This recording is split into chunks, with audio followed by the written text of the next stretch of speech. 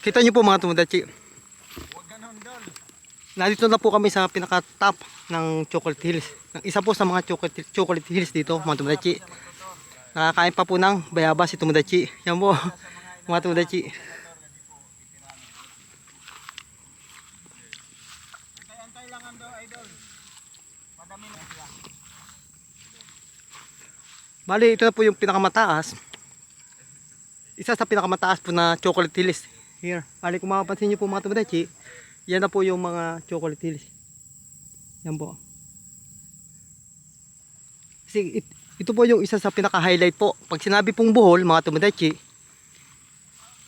Chocolate Hills po agad ang yung maisip mga Tomodachi. Kasi ito po yung nagbibigay kulay po dito sa Bohol, ang Chocolate Hills mga Tomodachi.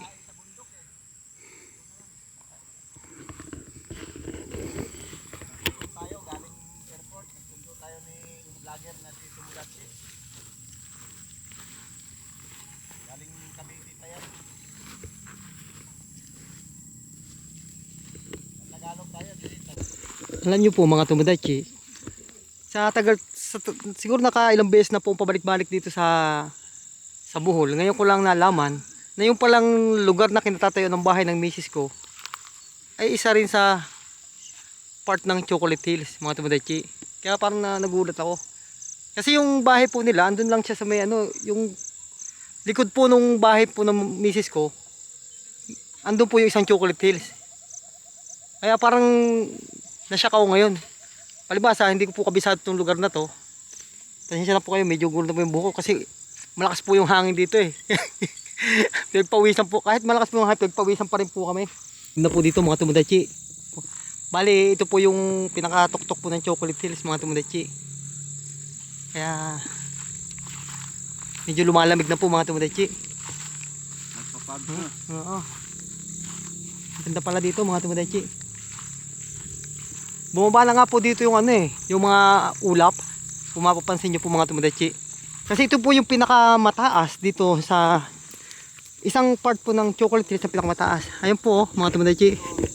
Kita nyo po yung yung mga alapaa po. Bumababa na po.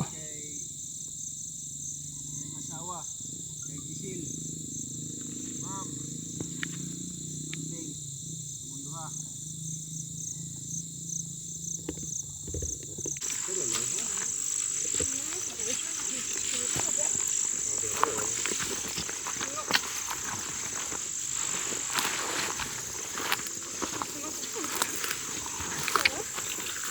Naamoy ko lamang itong mga damong to nung nasa Quezon ako eh.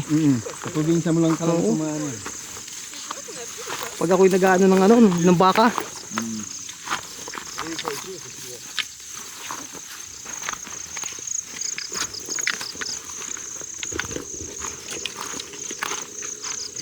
Pero tinatry kong mag-Bisaya habang